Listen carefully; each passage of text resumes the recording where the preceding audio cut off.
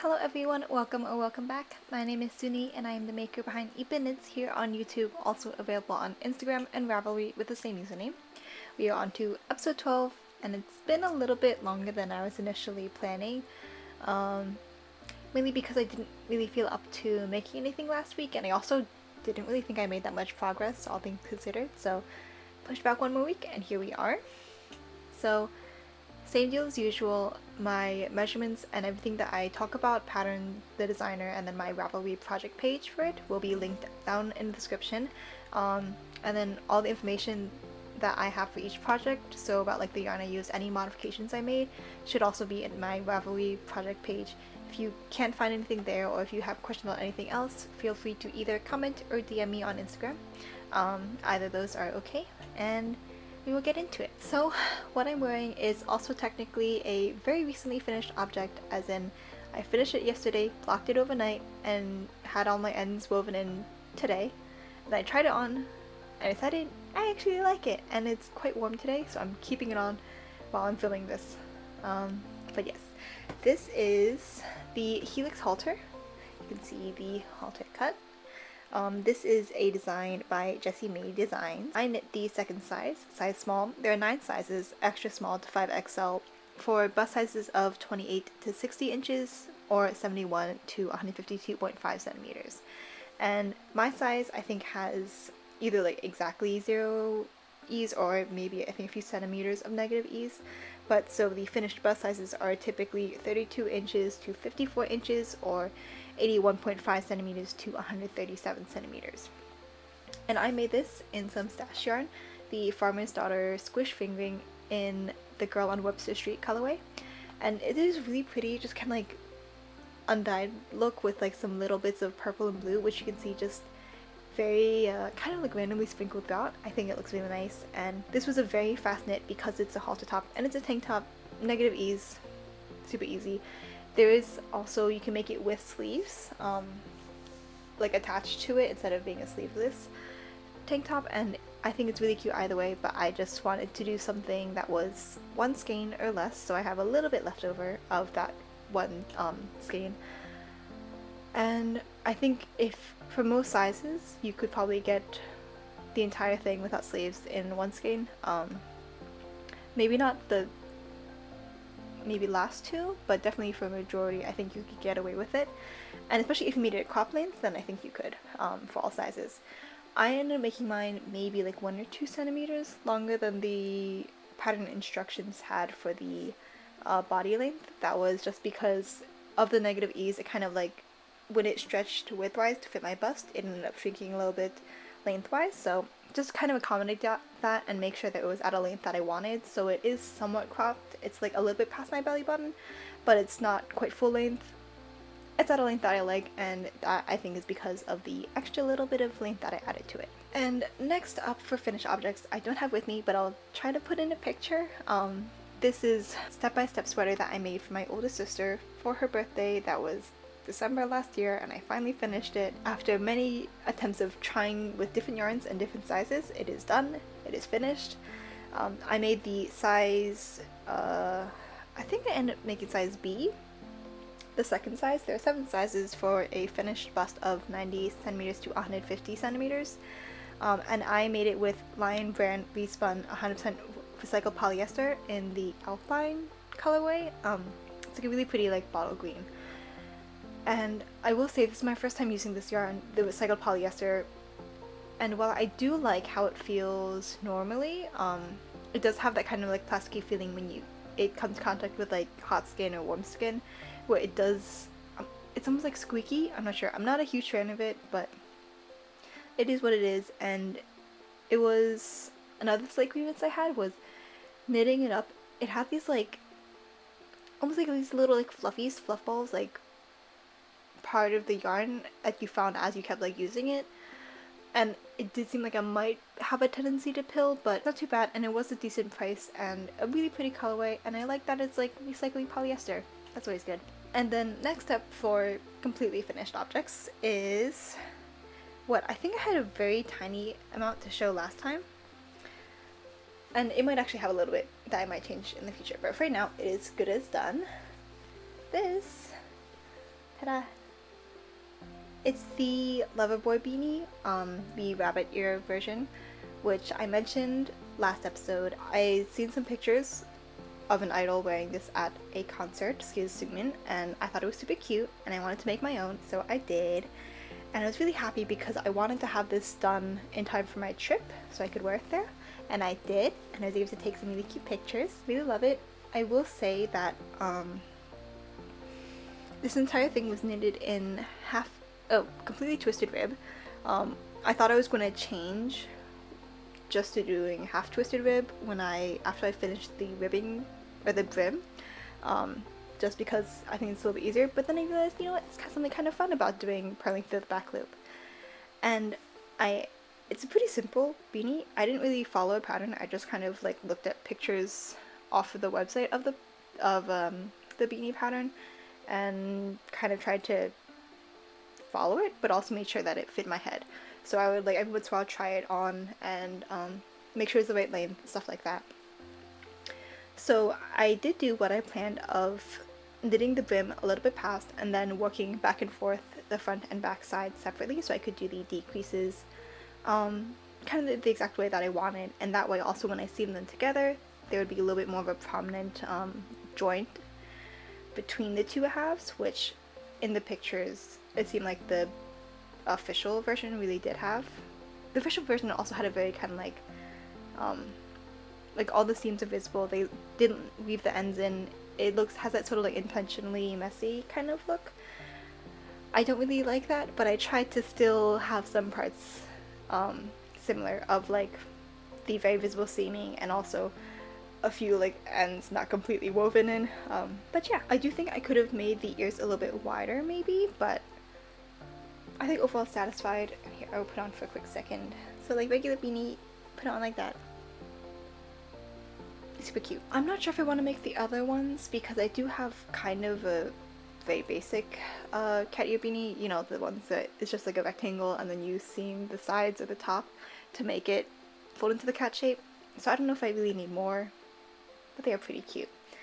And I was intending to make a video dedicated just to the process of making this.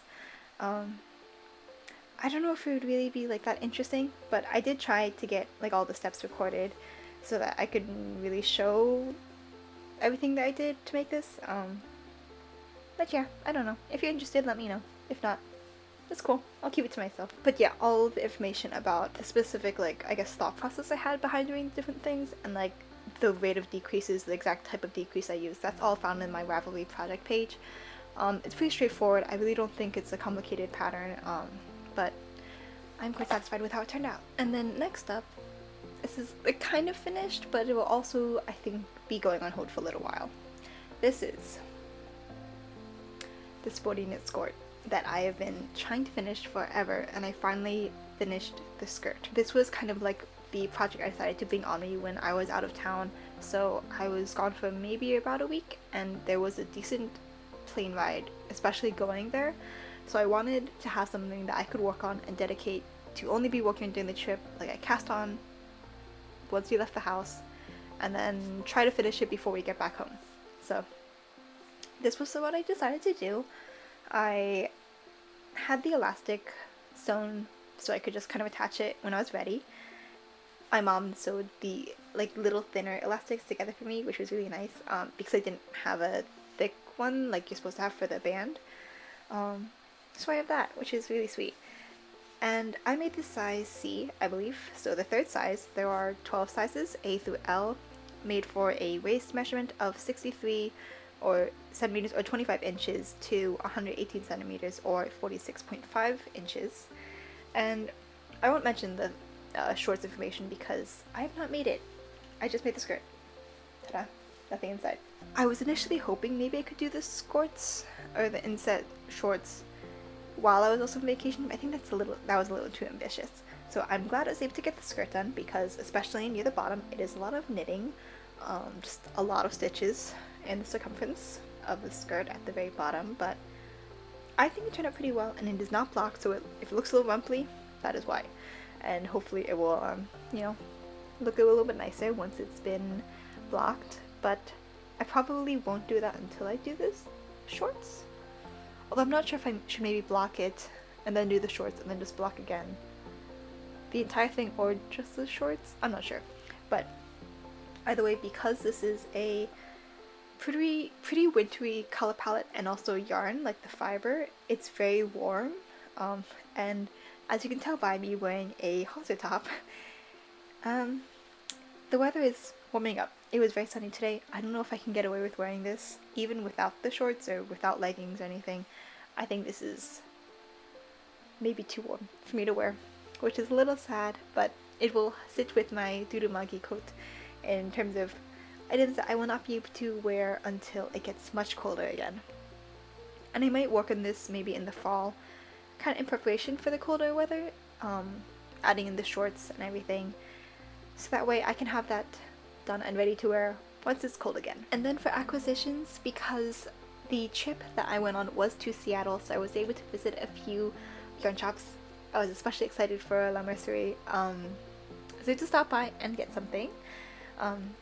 Get a lot of things from one place, and then special something from the other. So La Mercerie had a pop-up the weekend before I was there, which was a little bit of like, oh bummer, I couldn't time it, but you know, they did have some yarn left over, which I was very excited for. So the pop-up was with Explore Knits and Fibers, and there's a special Seattle collection. So each of the colorways were inspired by different, I guess, like things, parts about Seattle, and I just thought it was really cute. And there was one colorway that I really was eyeing. I just thought it was so cool, so pretty, and so I wanted that. I wasn't able to get a full skein, but I was able to get it in a sock set. So this is the Explore Knits and Fibers Denali sock set in Morning Ritual and Pike Place. So this is a 80% 20% superwash nylon blend, and Pike Place is the color that I wanted, but we'll have it in the little sock form. I'm not sure if I want to make actually socks with this, because I feel like I always have so much left over in a single sock skein for making a pair of socks, even like ankle length, or actually I'm not sure what they're called, but even if they go past my ankles and they're like decently long, I feel like I still have so much left over the sock of the single skein of sock yarn. So I'm not sure if I really want to make socks, because then I'm going to have some of this. If I use this also for the socks, then I feel like I'm just going to have strange amounts left over of both. But I'm not sure. If anyone has any experience with good projects for really using up the yarns of a sock set, please let me know, because I am very unfamiliar with it and I would love to hear anyone else's experience. But it is so lovely, so pretty, and the shop was adorable, super cute, and so much yarn. And like they had a lot of really beautiful samples also that like so lovely to squish. They felt wonderful, the texture was amazing, the patterns are beautiful, and the worker who was there was really sweet, very knowledgeable too. So I would highly recommend, if you are in the area, to be able to check it out. I'll try to put in some b-roll of the store at the very end, so if you are curious about what it looks like on the inside, then you know, stick around for that, check it out, or just skip to the end. The second yarn shop I was able to go to was called the Tea Cozy, which was very cute and also very full of yarn. It was incredible. There's just so much packed in there. So two, I guess, projects I had in mind for stuff that I got there. One of them was, I'm not actually sure. At first I was thinking maybe the Elizabeth blouse by Petite Knit, and having kind of like a striped version. I'm not sure. What I got, because I saw when I was looking up places to go in Seattle, and I saw that they sold this. This was one of the reasons I really wanted to go to this shop. They have sadness garn, which I feel like I haven't found a place nearby me that has it in person. So that was very exciting, and they also, I didn't realize it, but they have the Petite Knit colors. So this is one of them. I think the colorway, I don't think any of them have actual names, I think they're just numbers, but this one is 4081, and it's this really pretty kind of cool tone brown. It has like a sort of like purple undertone, which is really pretty. And then this one is another double Sunday in 3821, and this is very similar, I would say, to the Marzipan by Knitting for Olive. I think maybe a teensy bit darker, but like in terms of like the undertone and in general grayness of it, I think they're very similar. I wanted to do these two together, and initially I was thinking just one of them, like maybe just this no, maybe just this and the for the Elizabeth blouse, but then I don't think they had enough of this color for me to do the entire thing, so then I was thinking a striped version, and then I got this too. I'm not entirely sold on the Elizabeth blouse idea, and it's hard to find, I feel like, projects for the double Sunday. I feel like the Sunday is a lot more popular, even though they're both, I think, DK weight. The description isn't in English, so I'm not quite sure what it says or what it means, but I am still definitely very excited to use this. I just don't know what for yet. And I tried going through Ravelry and seeing what other projects people have made with the double Sunday yarn, especially the petite knit double Sunday, but there's been a lot of accessories, which are very cute, but considering how I bought like a sweater's quantity, I kind of want to make a sweater or something similar, so I don't have a bunch of different projects with these colors. But yeah, I'm not sure. We'll see. And then I bought one other thing from the Tea Cozy, and that was a few of these, what is it? Quince & Co. Wimbrel yarn. And so these are, what are they? They're worsted weight, and they are Texas organic cotton. This is one of the colors, and then there's also an orange. And so these are going to be together to make a vest for my sister. It is our birthday in a little over a month now, so I need to get started on it, so I don't have another very belated birthday present to give. One of the things that, I've mentioned this a few times, I made a like Google Forms thing to have people fill out what kind of gifts, handmade gifts they prefer, and like what things that they do and do not like. So my youngest sister, based off what she put in the form, and then I also asked her like a couple questions in person, like just to really figure out what to make her. So she wants a vest, but most importantly she wants a design on the vest, which she is drawing and like figuring out herself, but I'm just going to basically be making it. And then well, I only have 2 colors. The design has more colors, but she's going to be adding on some herself with like embroidery thread, I guess. I'm not entirely sure. She says she has a vision. I'm just going to leave it up to her and do what I'm supposed to. But I'm not going to spoil the design because I will save it for a big reveal once it's done. But it's going to be a vest, and it's going to have a cute little design on it. I think it's only going to be in the front, and it's going to be very plain otherwise. So I made a couple of swatches. So this one was made with 4.0, and then this one was a 5.0 swatch, and she preferred the 5.0, which, you know, very exciting. Nice. A bigger, looser gauge is always faster to knit. Very good. And I will give her the information about it so she can put in her little drawing into Stitch Fiddle, and then I can have the chart and work from there and make sure it's exactly as she wants it. But that will probably be, I guess, the project that I start immediately next, and then that will be my priority until it is done, and then I can see what else I want to work on. I think it could be nice to have another pair of hand-knit socks because I only have 2 right now, and it is kind of fun to have like a bunch of other ones, and maybe even some with like some really funky patterns or like different colors, but I'm not sure. And I also still really do need to work through my stash. I think I'm at a point where I have enough to definitely keep me entertained with, so I will try to abstain from buying more yarn unless I really think it's worth it. The usual decision-making process. I think I have been okay with not buying things just because I want them, especially when it comes to yarn, being a little bit more reasonable and like thinking it through, which is good. It's keeping in line with my New Year's resolution. Okay, and I also completely forgot to mention, because it's been a little bit and it's not been right in front of me, so ADHD moment, I completely forgot about it. But right before we left for our trip, or a little bit before, like I think a day after I filmed the last podcast episode, my Explore Knits and Fibers Winter Solstice pre-order came. So that was 2 sweaters quantities. I am trying to be better about buying stuff, but this was a while ago in my defense. So in the Rockies DK base, I have the color Exordium, which is this really pretty muted green. It is kind of like a cool tone.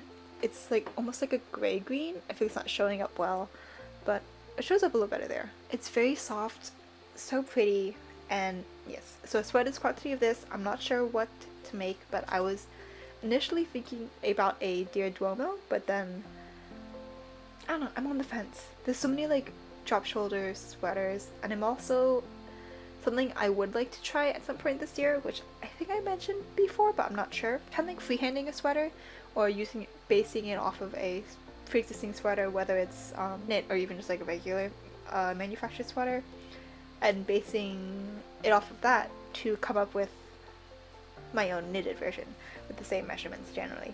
And I really do want to have some more drop shoulder sweaters. I think they're really cute. I like raglan ones, but I like the kind of like a little bit more loose, a little bit more kind of like cuddly feeling of a drop shoulder, an oversized drop shoulder especially. So I want to make something like that with this, but I'm not entirely set. And I think I also mentioned that the couture cardigan, which I have the pattern for, is DK weight. So I could also make this with it, and that could be really cute. But I do know when I was initially thinking about making that pattern, I kind of want it to be a purple as well, so that it could match the couture socks I have in a darker purple. But I don't know. We'll see. There's no rush. And then the second thing that I got from the pre-order was a Prissity in the Surrey alpaca lace. This is my first time buying Surrey, and it is so soft. It is incredible. And like the colors are beautiful. It's like a sunset or something. It's so pretty. Oh yeah, I forgot to mention. So the names are based off of like things about winter, kind of, hence why they were part of the winter solstice. So exordium is the beginning of anything, and apricity is the warmth of the sun in winter, which I love the meanings of both, and also the colors of both. And I'm just so obsessed with how beautiful this is and how soft it is. I feel like it might shed less than mohair. I don't know, but it is incredible. So this is 74% baby Surrey alpaca, 26% 26% silk, and it's just so lovely. I definitely don't know what to make with this. I think I would like to hold it together with something else and not just by itself, but I don't know what. Maybe like a pink yarn? Maybe? Could be cute. I don't know. Lots of experimenting I can do later, but also no rush for this. No plans at all for this actually. We will see. But I'm just very excited to have it and to be able to look at it. That is all for today, and I know that I sped through it because I had a decent amount to show, and we are not even at 30 minutes of filming time. So that's a mistake on my part, but you know, brain runs wild, what can you do? So thank you for coming and hanging out with me for this very fast, very speedy little podcast episode. I hope it was interesting, hope it was entertaining. And yeah, if you have any like advice or patterns or anything for what I should be making next, what I should be looking forward to, I would love to hear other people's opinions, see what everyone else is making, because I'm not a huge spring summer maker, but I am very curious, and I would like to be making still some stuff now that it's getting warm. Thank you again, and take care. I'll see you next time. Bye bye.